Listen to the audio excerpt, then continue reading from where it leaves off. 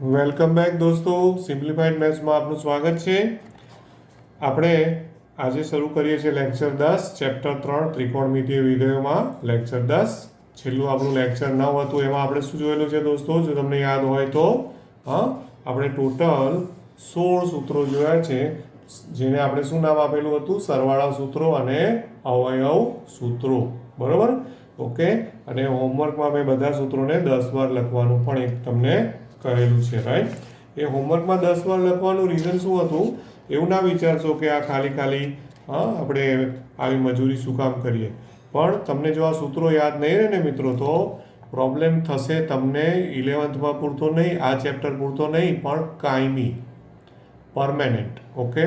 12th પૂરતો પણ નહીં, કોલેજમાં, એન્જિનિયરિંગ ગમે ત્યાં જશો, જો આ સૂત્રો તમને નહીં આવડતા હોય તો તમને પરમેનન્ટ પ્રોબ્લેમ રહેશે.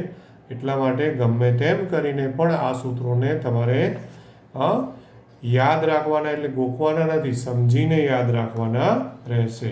ઓકે. હજુ એ સૂત્રોમાં આપણે આગળ વધીએ છીએ આજે દોસ્તો. ઓકે. આપણે સરવાળા સૂત્રો, અવયવ સૂત્રો જોયા.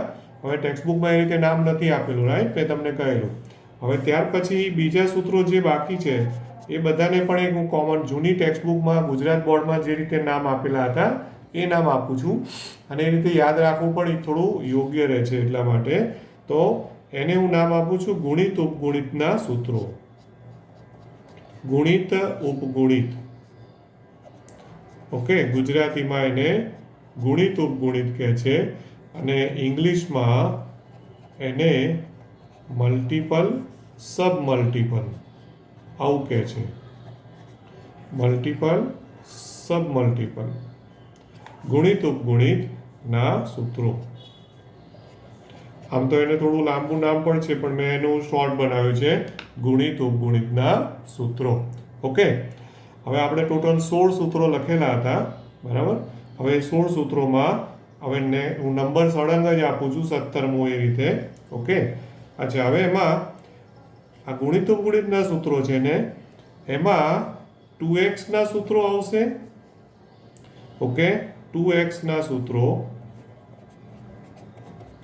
જેને ઇંગ્લિશમાં ઘણી વખત આપણે જૂની બુકમાં આલ્ફા અને બીટા યુઝ કરતા હતા. ઓકે. તો આલ્ફા અને બીટા પ્રમાણે 2 આલ્ફાના સૂત્રો એવું કહે, અને એને ડબલ એંગલ ફોર્મ્યુલા કહેવાય. એને શું કહેવાય? Double angle formula. Okay. Double angle formula. અને પછી 3x ના સૂત્રો આવશે, એટલે કે ટ્રિપલ એંગલ ફોર્મ્યુલા, રાઈટ? હવે એની અંદર આપણે 17મા નંબરથી હું નંબર આપું છું, રાઈટ? હવે 2x ના સૂત્રોમાં આપણે પહેલું સૂત્ર લઈએ છીએ cos 2x. એટલે જો 2x ના સૂત્રો એટલે શું? બધામાં 2x લાગશે. cos 2x, sin 2x, tan 2x એ રીતે. ઓકે. અચ્છા, હવે cos 2x ના એકચ્યુઅલમાં 3 સૂત્રો છે મિત્રો, 3. ઓકે. એટલે આ બધું ગડબડવાળું છે, એટલે શું પ્રોબ્લેમ થાય છે કે હવે આપણને એમ થાય કે સાનું કયો ઉપયોગ કરીશું, ક્યાં ઉપયોગ કરીશું. જો બરાબર સમજ્યા ના હો તો પ્રોબ્લેમ થાય છે. તો cos 2x નું પહેલું સૂત્ર છે cos square x minus sin square x. આ પહેલું સૂત્ર છે. એનું જ બીજું સૂત્ર છે 1 માઇનસ 2 sin સ્ક્વેર x. એનું ત્રીજું સૂત્ર છે. તો એકચ્યુઅલમાં 3 નહીં, હું એને 4 સૂત્રો બનાવું છું. ઓકે. હજી એનું ત્રીજું સૂત્ર છે, એ છે 2 cos સ્ક્વેર x માઇનસ 1. અને હજી એનું ચોથું સૂત્ર બનાવું છું, જે ઓલરેડી બુકમાં આપ્યું છે. ઓકે. અને એ છે 1 minus tan square x upon 1 plus tan square x. તો આ 4 સૂત્રો છે. ઓકે. હવે આપણે પ્રોબ્લેમ શું થાય મિત્રો, કે સારું જ્યારે ઉપયોગ કરવાનો આવે તો આપણને એ વખતે આઈડિયા જ ના આવે કે આમાંથી હું કયો ઉપયોગ કરું. એકચ્યુઅલમાં હું તમને સાચું કહું તો એવો કોઈ જ રૂલ નથી કે આ દાખલામાં આ સૂત્રનો ઉપયોગ કરો તો જ જવાબ આવે, એવો કોઈ નિયમ નથી. તમારે પહેલાં 3 સૂત્રો જે છે અને ચોથું સૂત્ર છે એમાં શું ડિફરન્સ લાગે છે એ તો તમને ખ્યાલ આવે ને. ચોથા સૂત્રનો ઉપયોગ તો હું ત્યારે જ કરીશ જ્યારે મારે કોસમાંથી ટેનમાં રૂપાંતર કરવું હોય. આ cos 2x છે, રાઈટ, અને અહીંયા ટેનમાં રૂપાંતર થાય છે 1 minus ten square x upon 1 plus ten square x. એટલે આનો ઉપયોગ તો હું ક્યારે કરીશ? જ્યારે મારે કોસમાંથી એવું કંઈ દાખલામાં જરૂરિયાત ઊભી થઈ, હા, વિશેષ જરૂરિયાત કે ભાઈ મને ટેનમાં જ જવાબ જોઈએ છે, તો મારે આનો ઉપયોગ કરવાનો થાય. હવે આ 3 સૂત્રોમાં એવું કોઈ રૂલ નથી દોસ્તો કે કયું સૂત્ર વાપરવું. તમે કોઈ પણ સૂત્ર વાપરીને ગણશો, જવાબ મળશે. ઓકે, નો પ્રોબ્લેમ. એવું થાય કે કોઈ એક સૂત્રથી વાપરો અને બીજું સૂત્ર વાપરો, આની બદલે પહેલાંની બદલે બીજું વાપરો, તો એકાદું સ્ટેપ ઘણીવાર ઓછું થાય, ક્યારેક એક સ્ટેપ વધારે થાય, એ બધું શક્યતાઓ ખરી. પણ આન્સર તો જે આવતો હશે એ આવી જશે, એમાં કોઈ જ પ્રોબ્લેમ નથી. એકચ્યુઅલમાં યાદ રાખવું હોય ને તો આ જ મેઇન છે. આ બધા એના ઉપરથી આવેલા છે. બહુ જ સિમ્પલ. હા, હવે તમને 9મું 10મું ધોરણમાં નિત્ય સમૂહ યાદ છે ને? તો cos સ્ક્વેર એક્સ છે, તો cos સ્ક્વેર એક્સને તમે 1 માઇનસ સાઇન સ્ક્વેર એક્સ લખી શકો કે નહીં? 1 માઇનસ સાઇન સ્ક્વેર એક્સ લખાય? તો લખીએ તો બોલો. તો 1 minus sine square x minus sine square x, તો જો આ બની ગયું 1 માઇનસ 2 સાઇન સ્ક્વેર એક્સ થઈ ગયું. સિમ્પલ, કંઈ યાદ રાખવા જેવું છે નહીં. પછી આ કેવી રીતે આવ્યું હશે? તો એના માટે એણે શું કર્યું ખબર છે? આ જે સાઇન સ્ક્વેર એક્સ છે ને મિત્રો, તો સાઇન સ્ક્વેર એક્સને 1 માઇનસ કોસ સ્ક્વેર એક્સ કર્યું. આ સાઇન સ્ક્વેર એક્સને શેમાં રૂપાંતર કર્યું? 1 માઇનસ કોસ સ્ક્વેર એક્સ. બરોબર. હવે આગળ માઇનસ હોવાથી પેલું 1 માઇનસ કોસ સ્ક્વેર એક્સ છે, પણ એમાં શું થશે? અહીંયા કોસ સ્ક્વેર એક્સ તો છે જ, -1 પ્લસ કોસ સ્ક્વેર એક્સ થઈ જશે. એટલે cos square x plus cos square x એટલે 2 કોસ સ્ક્વેર એક્સ -1 થઈ ગયું આ સૂત્ર, રાઈટ. તો એકચ્યુઅલમાં આ બીજું ત્રીજું સૂત્ર યાદ રાખવાની જરૂર જ નથી. ઇવન આ ચોથું સૂત્ર છે ને, એ પણ આ જે સૂત્ર છે ને એના છેદમાં 1 વિચારો. હું લખતો નથી અત્યારે, નહીં તો તમને કન્ફ્યુઝન થશે. આના અપોનમાં 1 લખાય, આખાના છેદમાં 1 લખાય. ઓકે, સાંભળજો બરાબર હો. આના આખાના છેદમાં 1. ઓકે, હવે 1 એટલે cos square x plus sine square x થાય કે નહીં? હા, તો આ જ સૂત્રને છેદમાં 1 એટલે cos square x minus sine square x upon cos square x plus sine square x લખાય. હવે એ લખ્યા પછી અંશ અને છેદને કોસ સ્ક્વેર એક્સ વડે ભાગી કાઢો. શું કરો? અંશ અને છેદને કોસ સ્ક્વેર એક્સ વડે ભાગી કાઢો. હવે કોસ સ્ક્વેર એક્સ વડે ભાગો એટલે જો આ રહ્યું, આવી ગયું. કારણ કે અહીંયા કોસ સ્ક્વેર એક્સ વડે ભાગો એટલે 1, અહીંયા સાઇન સ્ક્વેર એક્સને કોસ સ્ક્વેર એક્સ ભાગો એટલે ટેન સ્ક્વેર એક્સ, અને પેલું છેદમાં પેલું 1નું નિત્યસમ મૂક્યું હશે એટલે પ્લસ હશે, એટલે ઉપર 1 માઇનસ ટેન સ્ક્વેર એક્સ આવી ગયું, નીચે 1 પ્લસ ટેન સ્ક્વેર એક્સ આવી ગયું. સિમ્પલ. તો મેં ટીક માર્યું ને, એકચ્યુઅલમાં આ એક જ સૂત્ર છે, પણ એમાંથી કેટલા બનાવ્યા? 4 બનાવ્યા. સાંભળજો બરાબર. ઓકે, હવે બીજું જે અહીંયા બુકમાં નથી આપતા સૂત્રો, એ સૂત્રો હું અહીંયા આપું છું કે આ સૂત્ર પરથી ઇમ્પોર્ટન્ટ નોંધ એટલા માટે આપું છું કે મારે સૂત્રોની સંખ્યા નથી વધારવાની, પણ એવી રીતે ઉપયોગો આવે છે કે આ ઉપરોક્ત જે ઉપરના સૂત્રો છે, ઓકે, એના પરથી જ હવે જોજો આ છે ને, ધ્યાનથી હું જે બોલું એ સાંભળતા જજો. આ 1 માઇનસ 2 સાઇન સ્ક્વેર એક્સ છે, આ કોસ 2x બરાબર છે. ઓકે, તો આ -2 સાઇન સ્ક્વેર એક્સને આ બાજુ લાવો એટલે માઇનસનું પ્લસ થઈ જાય, અને કોસ 2xને સામે લઈ જાઓ તો એ માઇનસ થઈ જાય. તો શું થઈ જાય બોલો? 2 સાઇન સ્ક્વેર એક્સ, ધ્યાનથી જોજો, is equal to 1 minus cos 2x. Okay, ખ્યાલ આવ્યો? આ સૂત્ર કોના ઉપરથી બન્યું છે બોલો? આ સૂત્ર ક્યાંથી આવ્યું છે? તો એના માટે હું તમને કહી દઉં, આ બધા જ cos 2x છે. જો cos 2x ના એકચ્યુઅલી આ 4 સૂત્રો છે. આ cos 2x બધામાં લખી દઉં. ચાલો, આ cos 2x, 4 સૂત્રો cos 2x ના જ છે. ઓકે, હવે આ સૂત્ર પરથી આ બનાવ્યું. ખ્યાલ આવે છે? હા, પછી આ જે સૂત્ર છે આ વાળું, એમાંથી આ -1 ને આ બાજુ લઈ જાઓ તો +1 થઈ જાય, એટલે 2 cos સ્ક્વેર એક્સ ને છૂટું પાડ દો તો શું થઈ જાય, તથા આના પરથી તો 2 cos સ્ક્વેર એક્સ એટલે આપણે આને અલગ કરી દીધું ને -1 ને આ બાજુ લઈ દો એટલે +1 થઈ જાય, એટલે is equal to 1 + cos 2x. Okay દોસ્તો, તો આ સૂત્ર કોના ઉપરથી બનાવ્યું, અહીંયાથી આવ્યું છે, ધ્યાન આપજો બરાબર. એટલે હું આ એરો એટલા માટે મારી રહ્યો છું કે તમને ખ્યાલ આવે કે હું ક્યાંથી સૂત્રો લઉં છું, બરોબર છે. અચ્છા, તમને એવું થાય કે આવું તો ટેક્સ્ટબુકમાં નથી આપ્યા, ટેક્સ્ટબુકમાં નથી આપ્યા પણ હું તમને ગેરંટી સાથે કહું કે આ રીતના સૂત્રોના ઉપયોગ ઢગલાબંધ દાખલાઓમાં થશે. ઓકે, ઢગલાબંધ દાખલાઓમાં.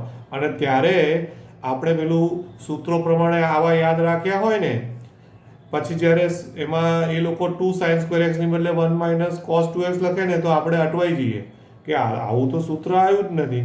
આપણને આ ખબર હોય પણ આપણને આ ના ખબર હોય, એકચ્યુઅલમાં એમાંથી જ લાવેલા છે. એટલે બંને રીતે યાદ રાખવાનું છે, આ ખાસ સમજો. એટલા માટે જ મેં ઇમ્પોર્ટન્ટ નોંધ કરીને તમને આપ્યું છે. ઓકે, હા. અચ્છા, હવે આ બંનેનો ભાગાકાર કરો તો આ બંનેનો ભાગાકાર, આ ઉપરોક્ત બંને સૂત્રોનો ભાગાકાર કરી દો તો શું થશે બોલો? બંને જે પરિણામો છે સૂત્રો એનો ભાગાકાર કરો. હા, ભાગાકાર કરતા હવે જો 2 sin square x upon 2 cos square x એટલે 2 2 ઉડી ગયા, sin square x upon cos square x શું થઈ ગયું, tan સ્ક્વેર એક્સ થઈ ગયા, બરોબર. અને is equal to 1 - cos 2x upon 1 + cos 2x. તો આને પણ યાદ રાખવું પડશે. તો આ મેં 3 સૂત્રો બનાવ્યા, એ 3 સૂત્રો ફરી પાછા મેં અહીંયા ઉપર cos 2x ના સૂત્રો પરથી જ બનાવેલા છે.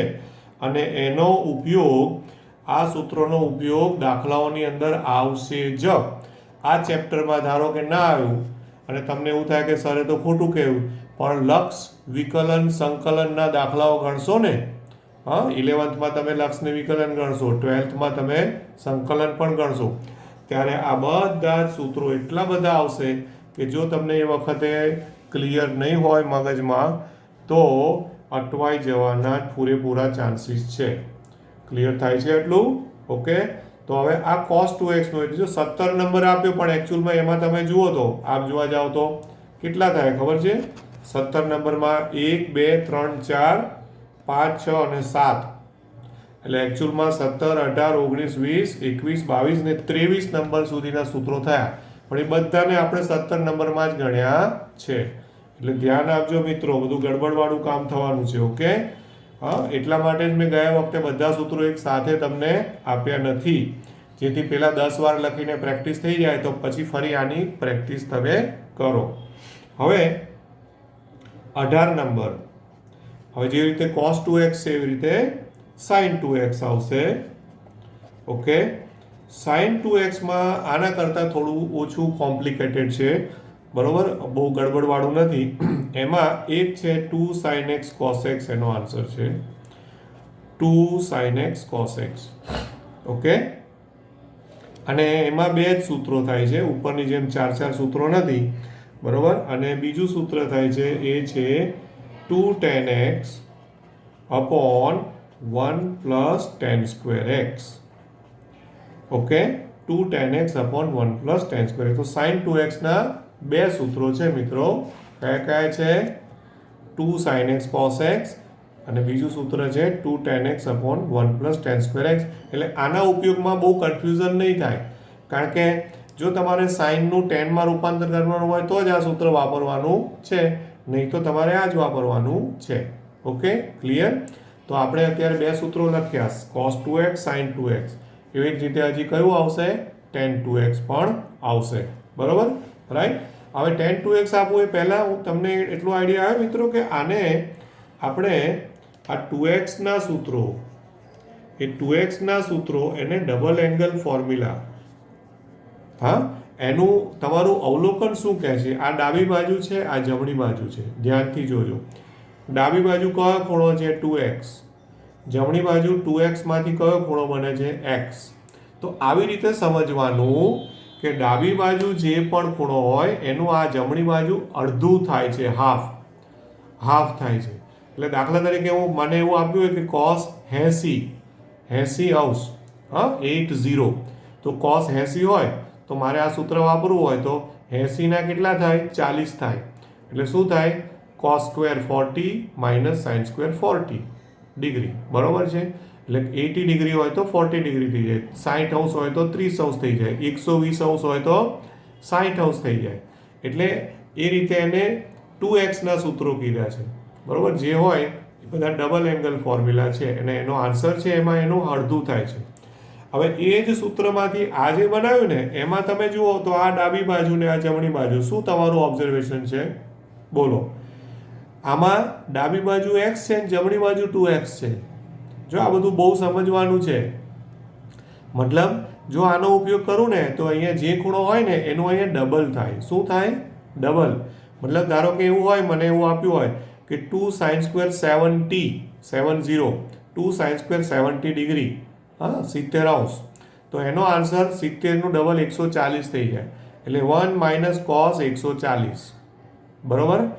2 cos સ્ક્વેર 50 અંશ, તો 1 પ્લસ cos 100, x હોય તો 2x, ડબલ થઈ જાય.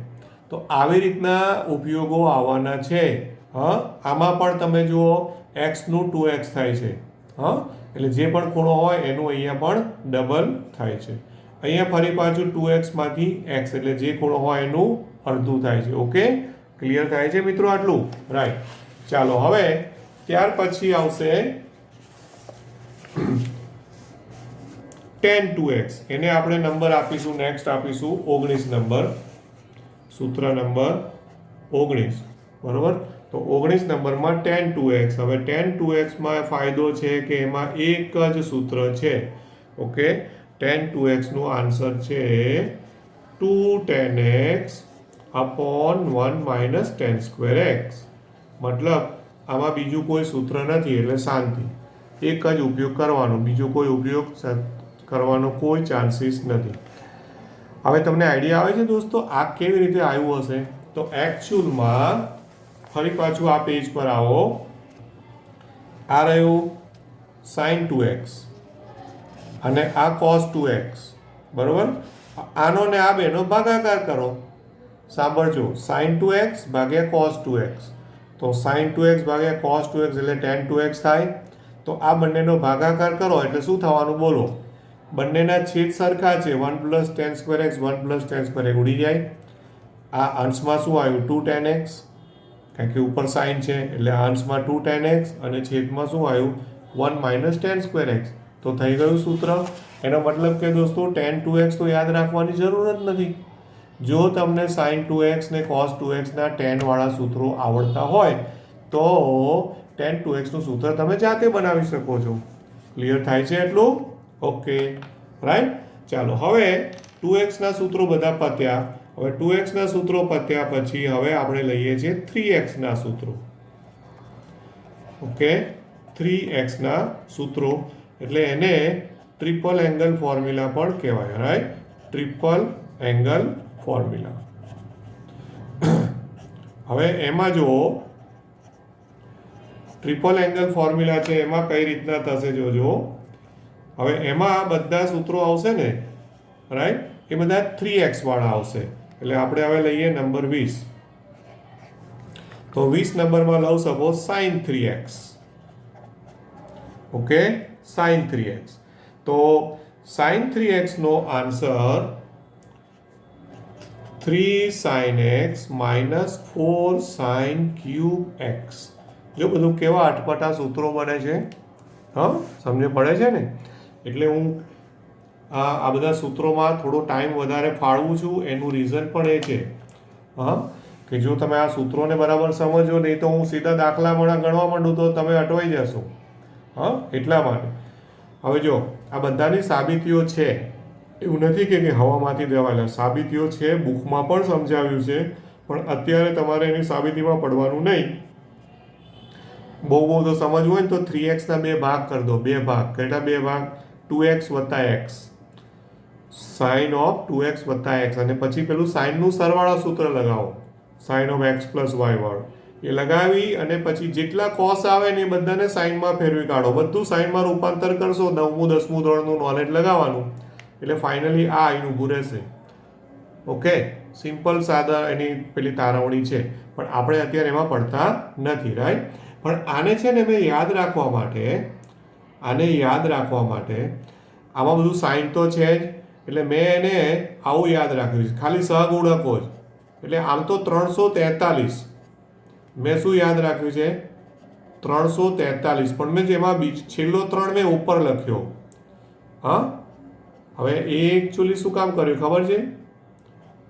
343 એટલે જો 3 તો 3 sin x, માઇનસ 4 તો 4, અને ઉપર ઘાતમાં મેં 3 લખ્યા છે એટલે આપણને આઈડિયા આવે કે ક્યુબ છે, ઘન છે. 3 sin x minus 4 sin cube x એટલે 343 યાદ રાખવાનું. 343 યાદ રાખો, બધું સાઇન જ છે. પણ આ ત્રીજું મેં ઘાતમાં મૂક્યું એનું રીઝન એટલું જ છે કે આપણને યાદ રહે. ઓકે, હા. હવે ત્યાર પછી નેક્સ્ટ સૂત્ર લઉં છું cos 3x નું. ઓકે, હવે cos 3x નું સૂત્ર તમે જોશો તો એનો આ રીતનું એનું સૂત્ર છે 4 cos cube x minus 3 cos x છે. ઓકે, શું છે? 4 cos cube x minus 3 cos x, right. અચ્છા, હવે એની પણ સાબિતી છે. ફરી પાછું આની જેમ જ આને 2x વત્તા x કરી કોસનું સરવાળા સૂત્ર વાપરો એટલે થઈ જાય. ઓકે, પણ હવે આને પણ પાછું મેં યાદ રાખવા માટે મેં શું કર્યું ખબર છે? આ 433 છે, પણ એમાં વચ્ચેનો 3 છે ને એને હું ઉપર લખું છું આમ. ઓકે, આવી રીતે યાદ રાખજો. નહીં તો આ બધા એટલા બધા સૂત્રો છે ને કે બહુ ગડબડ થઈ જાય છે. એટલે 400 આ છે 343, sin 3x નું 343, cos 3x માં 433, પણ એમાં sin 3x માં છેલ્લે ક્યુબ આવે છે અને cos 3x માં વચ્ચે ક્યુબ આવે છે. વચ્ચે આવ્યું ને, જેમ કે 4 તો 4 cos અને ત્યાં જ ક્યુબ આવી ગયો એટલે 4 cos ક્યુબ x અને માઇનસ 3 cos x. ઓકે, ખ્યાલ આવે ને? એટલે 4 ક્યુબ 3 અને અહીંયા 3 4 ક્યુબ. મેં આવું યાદ રાખ્યું છે, 3 4 ક્યુબ અથવા 343, 4 ક્યુબ 3 અથવા 433. તો તમને છે ને બહુ પેલું નહીં થાય યાદ રાખવામાં. નહીં તો ઉપયોગ કરવાનો આવશે ને ત્યારે તમે સાઇનનું સ્વરૂપ કોસમાં લગાવી દેશો, કોસનું સ્વરૂપ સાઇનમાં લગાવી દેશો. આવો થવાના પૂરેપૂરી ચાન્સીસ છે. હા, એટલા માટે મિત્રો હવે ગુણિત ઉપગુણિતમાં છેલ્લું સૂત્ર આવે છે અને એ છે tan 3x. Okay, tan 3x એકચ્યુઅલમાં એ આ બેનો ભાગાકાર જ છે મિત્રો. આનો અને આનો ભાગાકાર કરી પછી અંશ અને છેદને કોસ વડે ભાગી કાઢશે, જેથી બધું સાઇનનું એટલે સાઇન અપોન કોસ આવે એટલે tan થઈ જાય. એવી રીતે એણે એની તારવણી આપેલી છે. હવે એનું સૂત્ર છે ને એ થોડું અટપટું છે અને એનો ઉપયોગ પણ પ્રમાણમાં ઓછો છે, પણ એવું નહીં વિચારતા કે ભાઈ સરે કીધું તો આને હવે યાદ નથી રાખવું, ઉપયોગ આવશે. MCQમાં આનો જ કંઈક પૂછે તો ક્યાં જવાના તમે? ના આવડ્યું તો ગયા કામથી, બરોબર છે? એટલે 3 tan x minus tan cube x upon 1 minus 3 tan square x. બોલો, આવું સૂત્ર છે. આને તો પાછું ઉપરની જેમ કશું શોર્ટકટમાં પણ યાદ રખાય એવું નથી. આને આમ જ યાદ રાખવું પડશે. Okay, right. હવે આમાં બંને ઉપર નીચે બંને માઇનસ છે એટલું યાદ રાખજો. અત્યાર સુધી જેટલા આપણે ગયા લેક્ચરમાં સૂત્રો આવ્યા ને એમાં કેવું હતું ખબર છે? ઉપર પ્લસ હોય તો નીચે માઇનસ હોય, ઉપર માઇનસ હોય તો નીચે પ્લસ હોય, રાઈટ. તમે 10 વાર લખ્યા હશે તો યાદ રહી ગયું હશે. આ સૂત્રમાં કેવું છે? ઉપર બી માઇનસ, નીચે બી માઇનસ. એટલે 3 tan x minus tan cube x upon 1 minus 3 tan square x. ખ્યાલ આવ્યો કે નહીં? રાઈટ. હવે આટલા સૂત્રો જાણ્યા પછી હવે આપણે એકચ્યુઅલી મિત્રો બરાબર પ્રેક્ટિસ કર્યા પછી તમે હવે સ્વાધ્યાયના દાખલાઓ પર જઈ શકશો. જે નેક્સ્ટ આપણું સ્વાધ્યાય આવશે તે જે હું હવે આજે નથી લેતો. આજનું પણ તમારું હોમવર્ક રહેશે કે આજના તમામ સૂત્રો બધા જ કેટલી વાર લખશો?